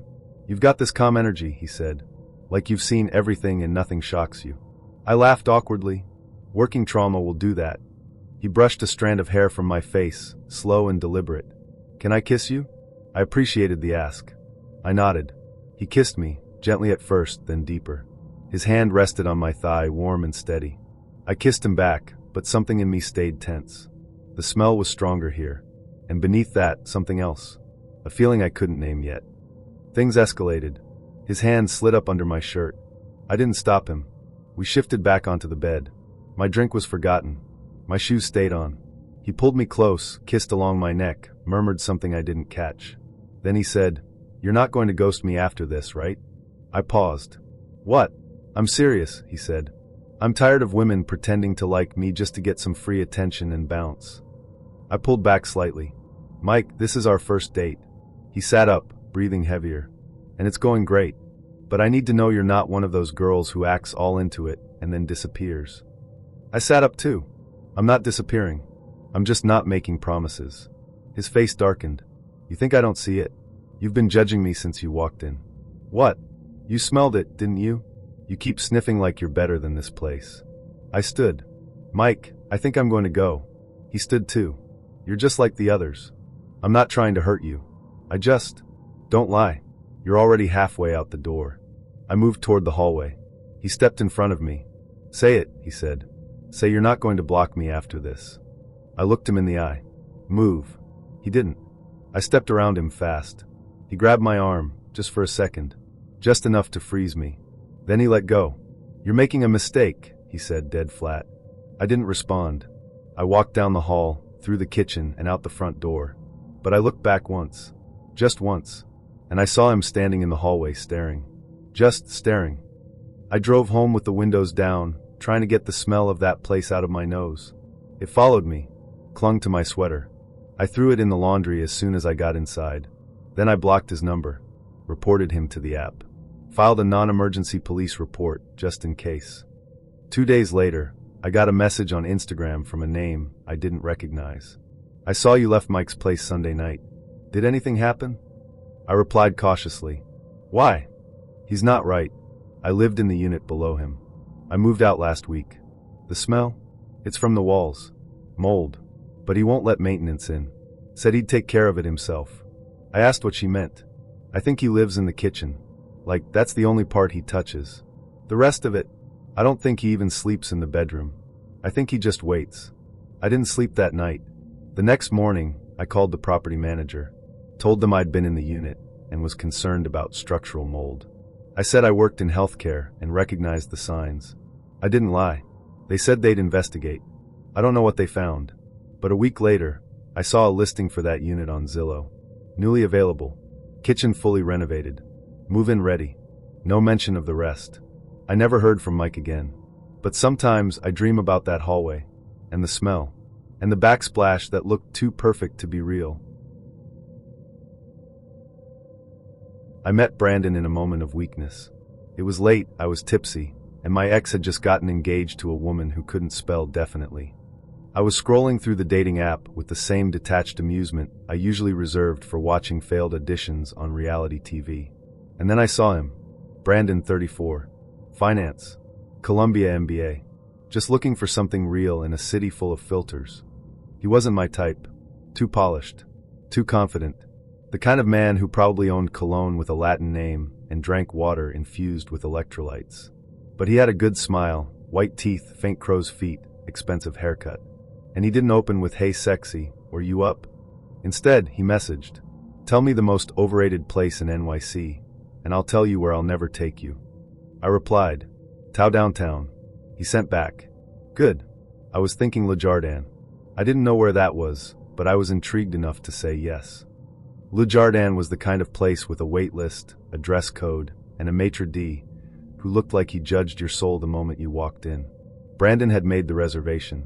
8:30 sharp. He told me to dress like you've already said no to 5 marriage proposals this week. I wore black silk, heels that made me 5 feet 10 inches, and a red lip I only used when I needed armor. He was already there when I arrived. Sitting tall, navy suit, no tie, gold watch. He stood when I walked in and kissed me on both cheeks like we were old friends reuniting in Cannes. "You're late," he said, smiling. "It's 8:31. In my line of work, that's late." I laughed, unsure if he was joking. The waiter brought menus. Brandon didn't touch his. "I'll order for both of us," he said, waving the waiter back before I opened mine. "You trust me?" I didn't, but I nodded. He ordered 2 bone-in ribeyes, truffle risotto, and a bottle of wine I didn't recognize but knew would cost more than my monthly internet bill. Once the waiter left, he turned to me. "So, Elise, let's skip the resume. What's your exit strategy?" "My what?" He grinned. "Every woman in New York has a plan. The backup man. The escape job. The city she'll run to when this one stops being fun." I sipped my water. "Maybe I'm just here for the steak." "Everyone's here for something," he said, swirling his wine. "Some are here for status. Some for stability. Me? I'm here to find someone who doesn't waste time pretending to be chill." I wasn't sure how to respond. He leaned in. "I like women with bite. You seem like you've got bite." "I have boundaries." "Is that the same thing?" He laughed, loud enough for nearby tables to glance over. The food arrived. It was perfect. Too perfect. The kind of meal that felt more like a display than nourishment. Brandon cut into his steak like he was dissecting a business deal. Between bites, he told me about his firm's latest acquisition. About the time he accidentally made $70,000 on a meme stock. About his Bentley, which he rarely drove because chauffeurs are more efficient. I nodded politely while chewing. Then came the first real red flag. "You're not vegetarian, right?" he asked mid-cut. "No, but I'm trying to cut back." "Good," he said, waving his knife. "Vegetarians are emotionally stunted. Like, if you can't dominate a food chain, how do you expect to dominate life?" I blinked. "That's a take." He laughed again. "You're fun," he said. "I knew you'd be fun. You're not like the others." I'd heard that line before. He poured more wine into my glass without asking, then topped off his own. He leaned back in his chair, eyeing me like someone assessing a rare coin.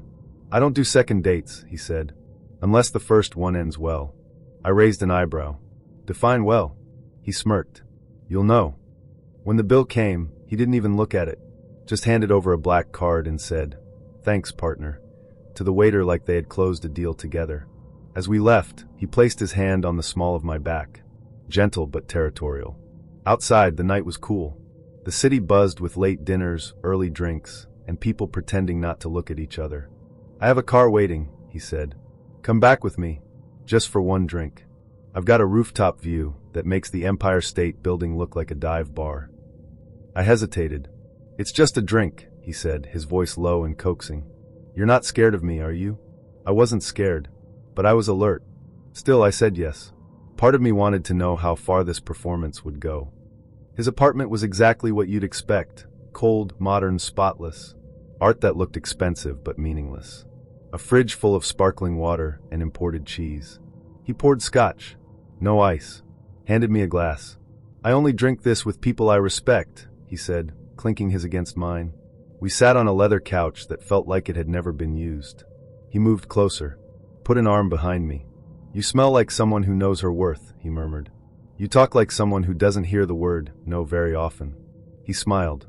"People only say no when they want to be convinced." That's when I felt it shift. He leaned in, too close, too fast. Kissed me hard. His hand pressed against the side of my neck, not quite squeezing, but not casual either. I pulled back. "Slow down." He paused, then narrowed his eyes. "Oh," he said, "you're one of those." "One of what?" "Girls who think teasing is foreplay." "I never teased." He stood up, pacing. "You came back here. You drank my scotch. You let me pay for a $400 dinner. And now you're acting like I'm the problem?" "I'm leaving." I stood. He stepped in front of the door. "You know what your problem is?" he said, voice louder. "You're a waste of potential. Move. You came here in your little dress, acting like you're above it all. But you're not. You're just another time waster." I didn't respond, just stared him down. And after a tense beat, he stepped aside. "Fine," he said. "Run back to your apartment. Pretend you're in control."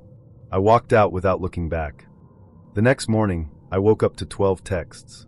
"You walked away from something real. No man will ever treat you this well again. You're ungrateful. You're a fraud. You'll regret this. And then, check your Venmo." He had sent me a $200 charge request. Wasted time plus meal reimbursement. I screenshot it, blocked him, reported him to the app, filed a digital harassment report. A week later, a friend matched with him under a new name. Same photos, same suit, same game. He hadn't changed. But I had. Because the next time a man tries to turn a dinner into a debt, I won't just walk out. I'll burn the table down on my way out the door. The first time I saw him, I thought I was hallucinating. Not because he looked strange, but because he looked familiar. Too familiar. Like someone I'd already known. Someone I'd already lost. My husband Robert died 8 years ago. Motorcycle accident. It was sudden, brutal, and final. No long goodbye. No chance to prepare or bargain with the universe. Just a phone call from a sheriff and a funeral I remember in fragments. I didn't date for a long time. I told myself I didn't need to. I had friends, a solid career teaching literature, and a house he had built with his own hands. I kept the garage locked for 2 years after he passed. Couldn't stand the smell of oil and pine. But grief doesn't stay fixed. It mutates. And eventually, the silence became unbearable. So I said yes when my best friend Claire signed me up for a dating app. "You're not marrying anyone," she said. "You're just having dinner." I scrolled for weeks. Everything felt wrong. Too young, too loud, too curated. Then I saw Michael. Mechanical engineer. Divorced. No kids. His bio read, "I like small towns, big skies, and the sound of boots on gravel. Looking for something quiet and real." His photo showed a man in a flannel shirt, leaning against a Triumph motorcycle. Not the same model as Robert's, but close. I matched with him instinctively. He messaged first. "Did we grow up in the same decade? Your music taste is criminally good." We started talking. His tone was steady, warm without being pushy. He asked about my favorite books, told me his hands got stiff in the cold, mentioned that he liked to build things in his garage when he couldn't sleep. It felt easy, and maybe that should have been my first warning. We met for dinner at a bistro in Fairhaven, midway between our towns. He stood when I walked in, held my coat, smiled in that slow, deliberate way Robert used to when he was trying not to laugh at something inappropriate. Michael wore a leather jacket and boots with worn soles. "You look familiar," I said before I could stop myself. He smiled. "You too." Dinner was gentle, measured. He asked about my job, my garden, the books I read in winter. He didn't try to impress me. He didn't dominate the conversation. He just mirrored. When I mentioned I used to love camping, he said, "So did I, but these days I prefer cabins with working stoves." When I said I hated loud restaurants, he said, "Me too. I like being able to hear myself think." He didn't lean in too soon. Didn't touch my hand. Just watched me with an intensity that felt flattering, at first. By dessert, I was smiling for real. I hadn't done that on a date in 7 years. When he walked me to my car, he didn't ask to come home with me. He just said, "I'd like to see you again. If that's okay." It was more than okay. We met again the next week. Then again. And again. It became routine, weekend dinners, long walks, lazy afternoons in cafes. And slowly, small things began to surface. Phrases. He once said, "You always chew the inside of your cheek when you're nervous." I hadn't done that in years. Not since Robert used to tease me for it. He folded his napkin the same way Robert did, into a tight rectangle, placed neatly at the top of the plate. He wore the same cologne. Not a common one. Not something you'd pick up at a drugstore. I hadn't smelled it since I boxed up Robert's things. I chalked it up to coincidence, until the night I saw his phone. We were at my place. He was in the kitchen pouring tea. His phone buzzed on the coffee table. The screen lit up, and there was my photo.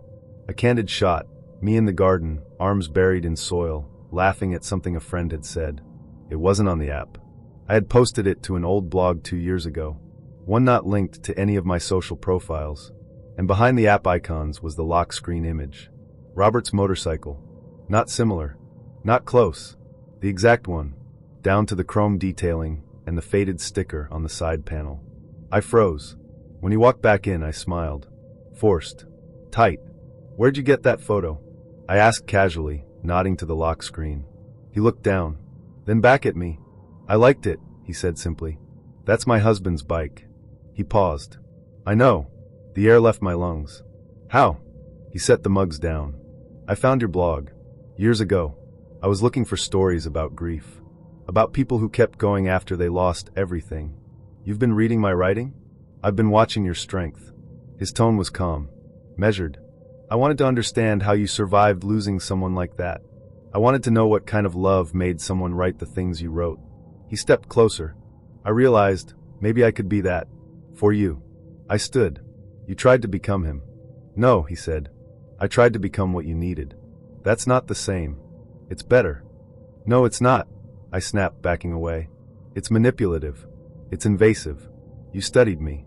He reached out, not roughly. "I never hurt you. I never lied about how I felt. You lied about who you were. You would have never looked at me otherwise." He looked desperate now, panicked beneath the surface. "I was careful. I did this for you." I grabbed my coat. He moved to the door. "Please," he said. "Don't throw this away." I looked him in the eye.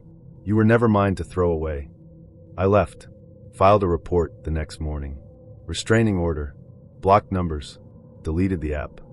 The officer who took my statement said, "We've seen this before.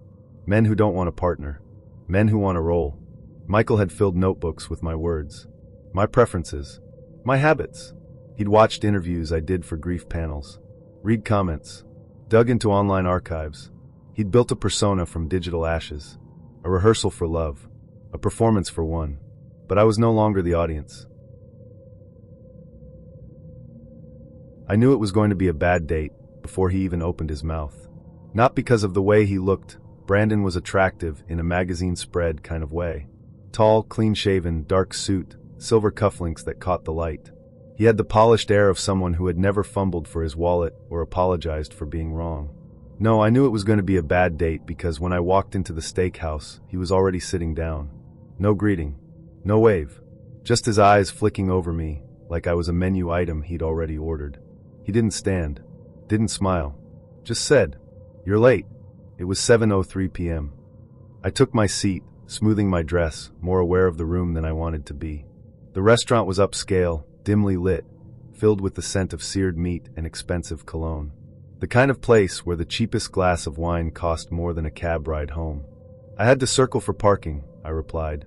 He picked up his glass of scotch. "You should have Ubered. Time management is everything." I laughed lightly. "I like driving. It helps me think." He smirked. "That's cute." Before I could respond, he snapped his fingers at a waiter. "I'll order for us," he said. "You're good with steak?" "I actually don't eat red meat." He paused, blinked, then smiled like I was joking. "That's a shame. But it's your lucky night. You're going to have the best filet in the city. Medium rare. Trust me." I blinked. "I'd rather order something else." He turned to the waiter. "2 fillets. Medium rare. Truffle mashed potatoes. Asparagus. And the 2015 Brunello." The waiter nodded and walked away. I sat there, stunned. He poured me a glass of water. "You'll thank me after your first bite." The conversation started stiff and only got worse. He told me about his job, hedge fund manager with a global focus. Talked about markets, leverage, and how the average person has no idea how money actually works. He mentioned his apartment 3 times. His last 2 vacations. His preferred brand of luggage. Every time I tried to shift the conversation toward books, art, even music, he swerved it back to himself. I'm not like most finance guys, he said with a grin. I actually have a personality. I nodded, sipping my water. He leaned forward. I bet I intimidate you a little. Why would you think that? He smiled. Because I can tell you're used to being the smartest person in the room. And that changes tonight. I didn't answer. The food arrived. The steak was objectively perfect, but I barely touched it. He noticed. Not hungry, he asked, chewing loudly. I told you I don't eat red meat. He rolled his eyes. You're really going to cling to that? You're too pretty to be so difficult. I set my fork down. I'm not difficult. I just know what I want. No, he said. You know how to say what you want. That's not the same thing. The table fell quiet. He smirked again. You know what your problem is? You've been dating boys. Not men. Halfway through the second course, he flagged down the sommelier and asked for something more masculine. When the bottle came, he made a show of swirling, sniffing, and correcting the pour. He called the waiter champ. Called me darling. Then, without warning, he turned to a couple at the next table, older, mid-50s, obviously celebrating something. He leaned toward them.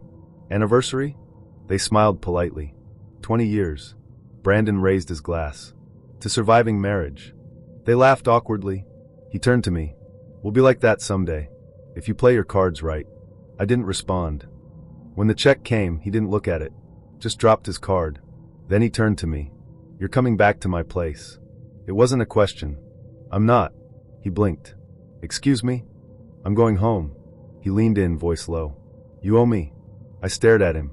For what? For dinner. For the wine. For the time. I stood. I don't owe you anything. He stood too, and raised his voice. You're really going to be that girl? Heads turned. You come out, let me spend this kind of money, and you're not even going to put out? I didn't say a word. I walked out. He followed me. Down the block. Shouting. You're AF *** King Tease. You think you're better than me? You're just a walking red flag with lipstick. I ducked into a convenience store. Waited. Called a friend. The next morning, I woke up to 16 texts. You embarrassed me. You're lucky I don't post your photos. I should have known by your shoes. You pretend to be classy, but you're just another broke bitch with opinions. And then a Venmo request. $426.18.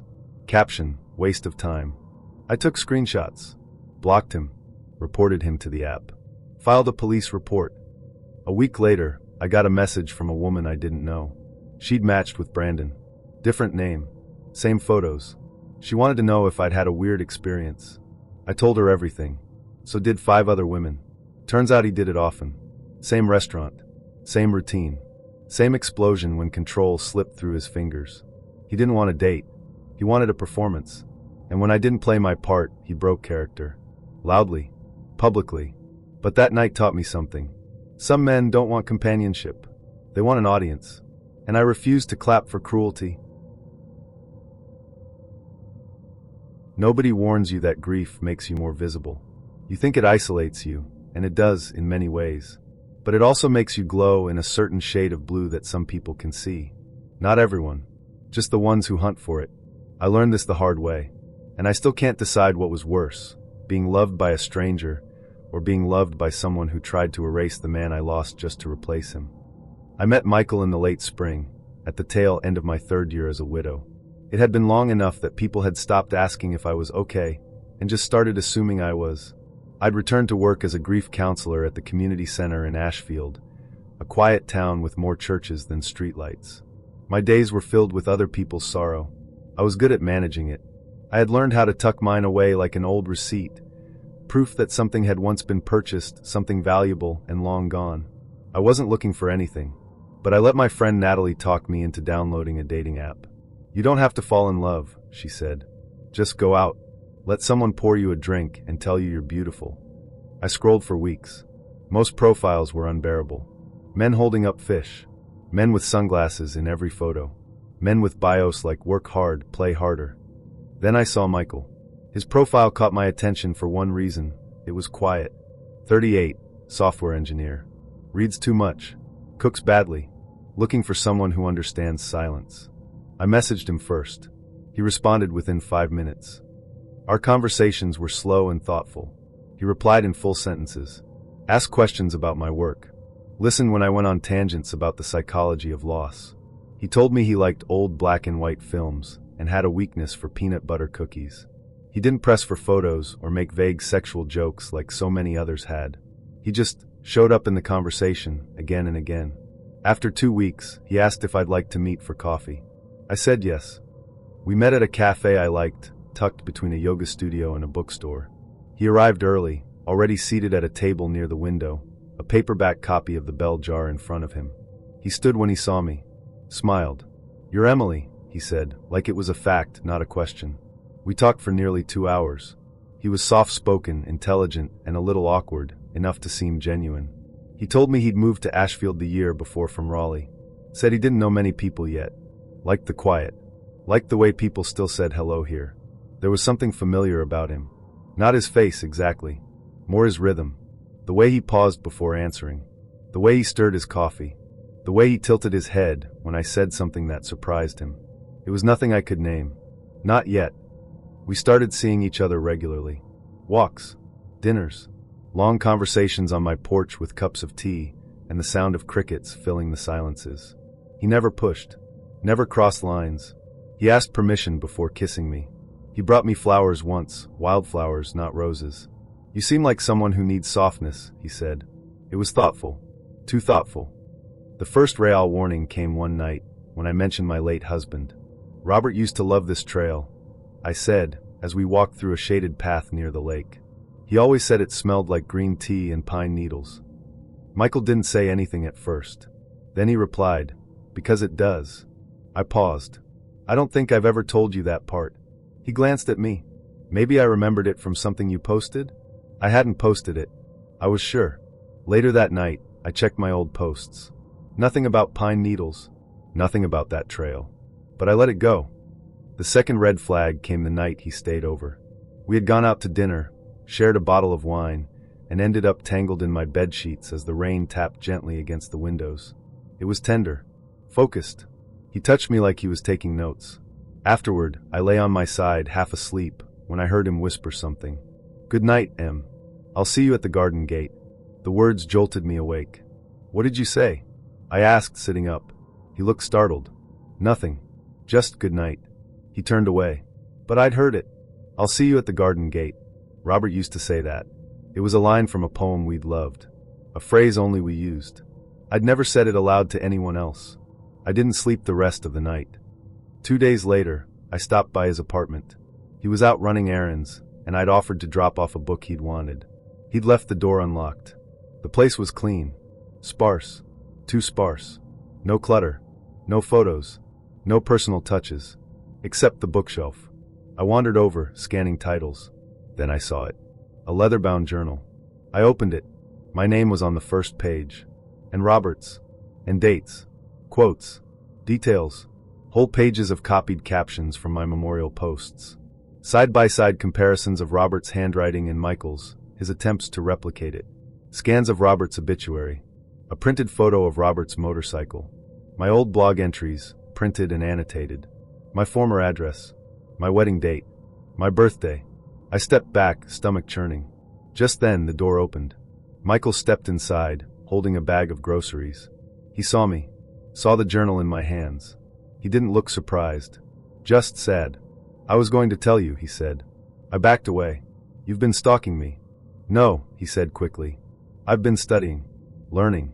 Trying to understand what made him so loved. You tried to become him. I thought it would help. I thought if I could figure out what you lost, I could give it back. I couldn't breathe. You manipulated me." "No," he said, voice trembling. "I loved you. I love you now. You don't even know me. I know everything you've chosen to show the world. I know your grief, your rhythms, your silence." I shoved the journal into his chest. "This is not love. This is obsession." He reached for my arm. I stepped away. "Don't. Please," he said softly. "You're the only thing that ever made sense." I left. I filed a police report that night. Officer Hale listened carefully. Took my statement. Photographed the journal. "They never start with violence," he said. "But it escalates." Michael didn't contact me again. But I changed my locks, deleted my blog, moved to a different neighborhood.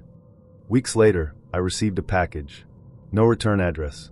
Inside was a single page of handwriting. It matched Robert's, almost perfectly. It read, "You were never alone. You were always seen." I burned it, and I started over. Because not all ghosts are dead. Some wear new faces. Some learn your laughter. And some rehearse every word until they sound just like love. The worst part was that he seemed normal. Not charming. Not polished. But real.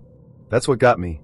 After so many dates with men who thought vulnerability meant telling me about their gym routine or their vague trauma with crazy exes, Tyler felt grounded.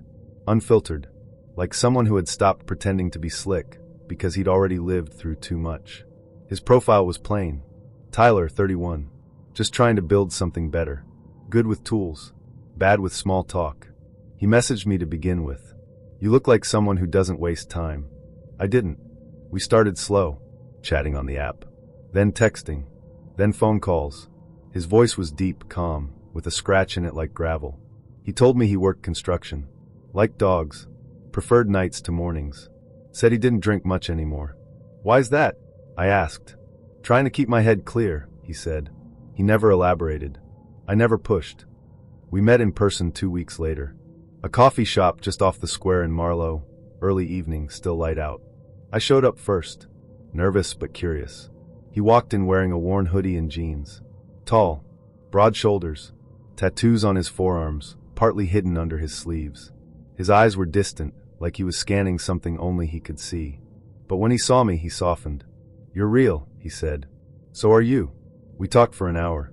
He didn't say much about his past, but he asked about mine, my job at the vet clinic, my dog, my family. He listened in a way that felt deliberate, focused. When I asked what he did before construction, he paused. "Wasn't in a good place," he said. "Trying to fix that now." Then he changed the subject. I let him. We went out again the next week. Dinner this time. He picked the place, quiet, old-school, family-run. He knew the waitress by name. "You come here a lot?" "Used to," he said. "Before." "Before what?" But I didn't ask. He told me he liked restoring old motorcycles. That he had a dog, but couldn't keep it after things changed. He said he missed silence. "You ever just sit in a room and feel it?" I nodded. He smiled. "People don't do that anymore. They're always filling the space." After dinner, he walked me to my car. Didn't try to kiss me. Just said, "You're good company." I smiled. "So are you." He watched me drive away. 3 weeks in, I invited him to my place. Nothing serious. Just wine and a movie. My dog liked him immediately. He sat on the floor with her, scratching behind her ears while she curled into his lap. "She trusts you," I said. "She's smart," he replied. Later that night, we sat on the couch. He didn't make a move, not even when I leaned against him. "You don't want to kiss me?" I asked. He looked at me, eyes unreadable. "I don't want to ruin anything." So I kissed him. And he kissed me back, deep, slow, like he was memorizing it. That night, he didn't spend the night. Said he had work early. "I'll see you soon," he promised. The next day, my coworker Megan pulled me aside at the clinic. "That guy you were with," she said. "Tyler?" "Yeah." She hesitated. "I swear I've seen him before. Like in the news." That night, I Googled him. And there it was. Tyler Granger. Convicted in 2014 for armed robbery. Released 6 weeks ago. He and his brother had held up a convenience store. His brother had shot the clerk. Tyler had gone to prison for accessory to murder. I stared at the screen, heart pounding. I wanted to delete his number. But I didn't. Instead, I texted him. "We need to talk." He replied instantly. "I'll come over." When he showed up, he wasn't defensive. He wasn't angry. He just looked tired. "I knew you'd find out eventually," he said. "So why didn't you tell me? Would you have given me a chance if I had?" I didn't answer. He sat down. I didn't pull the trigger. But I was there. I was stupid. Angry. Thought the world owed me something. And now? He looked up. "Now I just want peace. I've done my time. I'm not that guy anymore." I believed him. At least, I wanted to. We kept seeing each other. But something shifted. He started asking more questions. About my routine. My schedule. Who I lived near. Whether I had neighbors who paid attention. I thought he was being protective. Now I know better. It all came apart one Thursday. I came home to find my door unlocked. My dog was safe. Nothing was missing. But on the kitchen table was a note. Don't go to work tomorrow. Stay in. I'll explain soon. T. I called him. No answer. I texted. Nothing. Then I called the police. They told me they'd send someone to check the perimeter, but couldn't act on a note alone. So I waited. That night, I didn't sleep. The next morning, just after sunrise, someone knocked on my door. It was Officer Ramirez, a local patrol cop I recognized from neighborhood meetings. We need to ask you about someone named Tyler Granger, he said. My heart dropped. What happened? He's on the run. What? He violated parole. Cut his ankle monitor. Broke into a house 2 counties over. Took a man hostage. Said he was making something right. I couldn't breathe. Did he say anything about me? Ramirez hesitated. He mentioned you. Said you were safe. That you'd understand. Understand what? They found him 3 days later. He'd barricaded himself inside an abandoned house that used to belong to his foster mother, a woman named Ms. Delaney. She died while he was in prison. Her son had inherited the house and apparently kicked Tyler out when he tried to visit. He blamed the son for everything. Planned to hold someone hostage, someone valuable. Someone no one would suspect. He'd chosen me. Because I was quiet. Because I lived alone. Because I'd let him in. When the police arrested him, he didn't resist. He asked one question. Did she read the note? I never saw him again. But sometimes, I think about the way he looked at me. Like I was a key. Not a person. Just something that unlocked the pain he'd been carrying for so long. He didn't know what to do with it except pass it on. And that's the thing about men like him. They don't want love. They want leverage. And if you're not careful, they'll make you a tool in their unfinished war.